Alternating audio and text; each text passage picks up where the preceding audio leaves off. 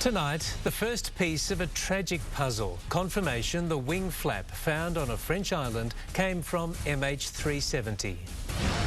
An 80-year-old grandmother targeted by a cowardly intruder. And NRL star Sean Kenny Dowell pleads not guilty to domestic violence charges.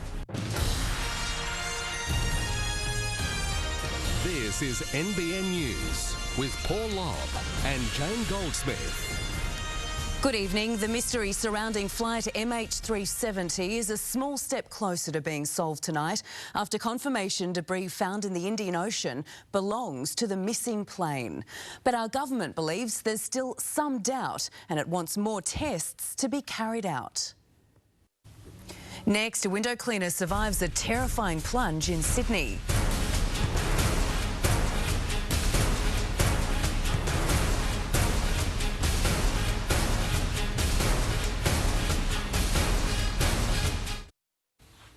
The owner of a high-rise window cleaning business has suffered serious injuries after falling from the Apple store in Sydney's CBD.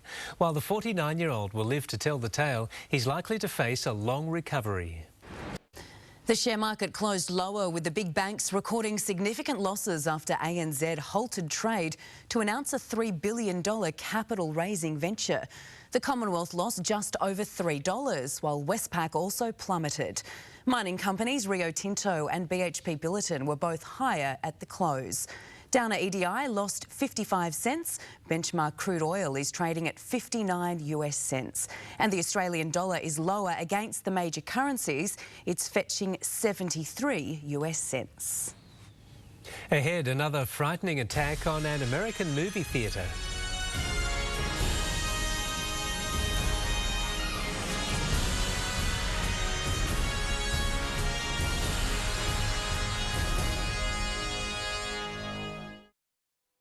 An afternoon at the cinema has erupted in gunfire in the US, with police shooting dead an armed man who attacked moviegoers watching the latest Mad Max film.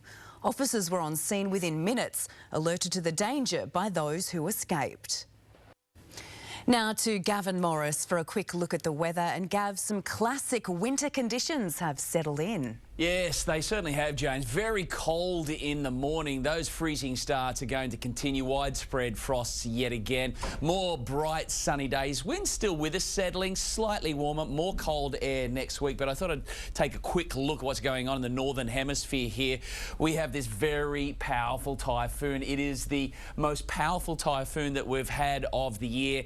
And obviously Taiwan is not the place to be. Look at that little island there that it is making a beeline for. It is going to move across Taiwan in the coming days, and then it is going to track in over eastern China by the weekend. This is going to create a devastating event here, it seems, with powerful winds here and big floods. It has been very, very strong. It is weakening somewhat, but you can see it's going to carry a lot of moisture in across the region. So a bit of a warning there. Let's hope that you're not off to Taiwan in the next couple of days. If you are, I would certainly cancel that trip. But we'll get back to all of your local weather details in about 20. Thanks, Gav. Later in our news, the Australian record price paid for James Packer's Sydney pad. But after the break, fears hundreds of lives have been lost after a boat capsized in the Mediterranean. And in sport with Paddy Kilmurray, Michael Clarke on the massive task he's facing in the fourth test.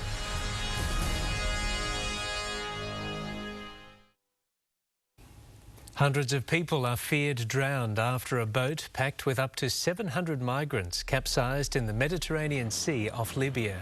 A rescue operation has managed to pull around 400 people from the water, and so far 25 bodies have been recovered. It's believed the boat overturned when the passengers moved to one side of the vessel. Time now to see what's happening in the world of sport. And Paddy Kilmurray joins us. Thank you, Jane. Thank you, Paul. Australia's hopes of retaining the Ashes go on the line tonight when the fourth test starts at Trent Bridge. Not only that, some of the tourists are playing to save their careers, with captain Michael Clarke among those under pressure to perform. Coming up, the discarded Jeff Tuvey keen to bounce back with the Kangaroos. And Andrew Fafita fined and banned over his run-in with a referee.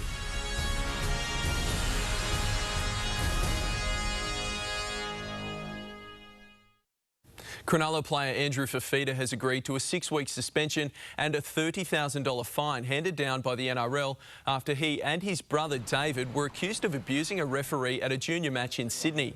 The ban will be backdated, meaning he will be allowed to play in the finals if the Sharks make it that far. He will also have to make a written apology and complete anger management counselling. David Fifita has been banned for 6 matches. The NRL could crack down on shoulder charge offenders after a stern warning from head of football Todd Greenberg today. It comes as Steve Maddai prepares to return for Manly's must-win match against Souths. All the best to them. Yeah, for sure. Good one. Thanks, Paddy. Gav has the weather for us next.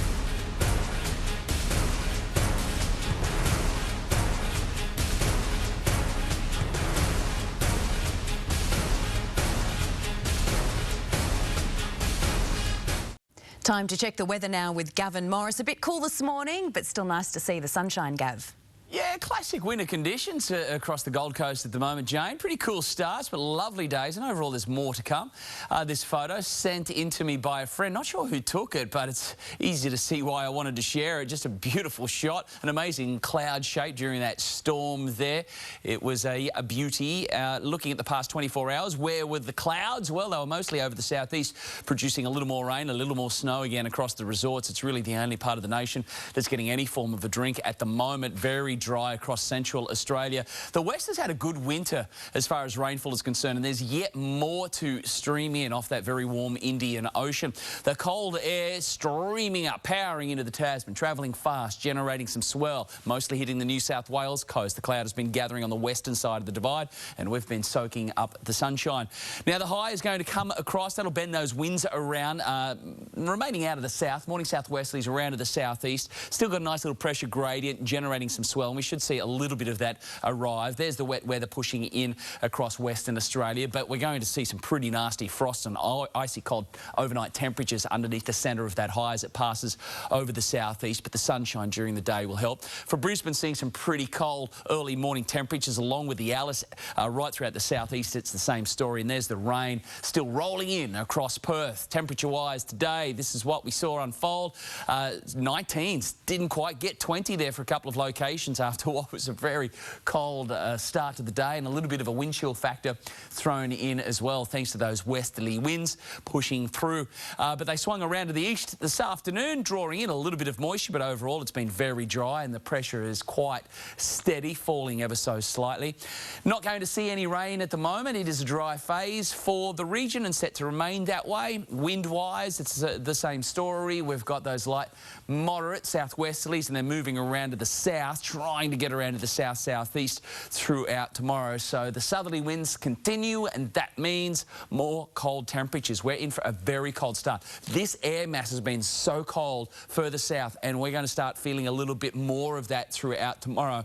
So it's going to be really chilly first thing tomorrow morning, but the sun comes out and the mercury starts climbing and should max out around 20 degrees throughout tomorrow, particularly with those winds wanting to get around to the south. Now, the swell again, we're all watching it buzz on by, as it loves to do when it's directly out of the south. It's been very nice south of Cape Byron, getting little bits pushing through on those sets at times, running at just a metre though throughout tomorrow, with the southerly winds continuing yet again. So tidal info, you've got the low 7:35 working to the high, sun rising 6:24 and down at 5:21 as that moon wanes away.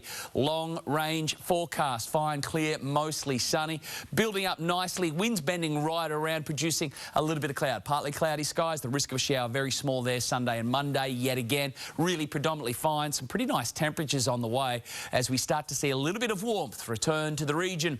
The swell, it's pretty typical really this time of the year. We get the little bit of leftover swell from the southerlies that are driving in bigger waves further south. But it's been nice, clean, especially in the morning there with the southwesterlies.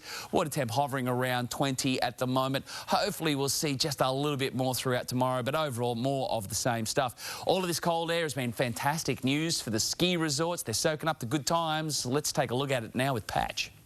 Hello from Thredbo, where thanks to an overnight dusting, we woke to a village covered in white. Another 5 centimetres up the top of the mountain, adding to some already amazing light and dry snow. The cold temperatures provided great conditions for the snowmakers, blasting 130 guns around the mountain. After some morning snow flurries, the weather looked to clear with the winds reaching moderate to strong levels. Really good conditions for snowgoers today with a few drift areas. Riders had plenty of choice. Onto our runs, Ego Alley off Sponners was fun today. The intermediates were charging down World Cup, while Friday Flat was the place to be for those new to the snow. 14 lifts running in Thredbo. As we look at the other resorts, Perisher has 44 lifts open, Falls Creek 13 lifts, over to Mount Hotham with 13 lifts running, and Mount Buller with 10 lifts going. Well, fun times ahead as it's shaping up for a clear weekend on top of this snowfall we've had. In Thredbo, this is Patch May. Thanks, Patch. Yes, it's going to be very nice in the snow this weekend with the sunshine, the wind's backing off, warming up a little bit, but we don't like it to warm up too much in the snow, though. But they've had a pretty good start to August so far. Good one. Thanks, Gav. Coming up, the mansion that set an Australian record.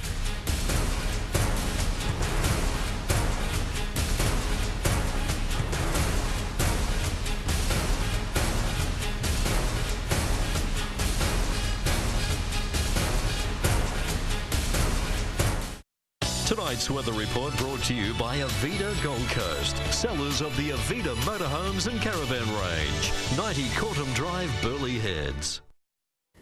Finally tonight, $70 million sounds like the price of a small town. But the staggering sum was just enough to buy this single home, the James and Erica Packer mega mansion in the Sydney suburb of Vaucluse. The Australian record price was paid by Australian-Chinese billionaire businessman Chow Chak Wing. The 6-storey property took 3 years to build and was virtually abandoned when James and Erica split 2 years ago. But it'd be a real pain to clean it, wouldn't it? It sure would. I think I'd still be happy with All it. that vacuuming. And that's the latest news. Don't forget our coverage of the 4th Ashes Test begins on Gem at 7:30. From all of us here, good night.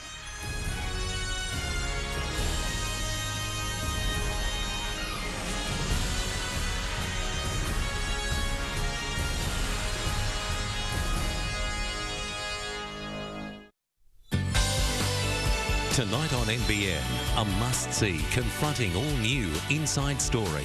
Then after all-new King's Cross ER, the voice judges Delta and the Madden brothers take over the footy show.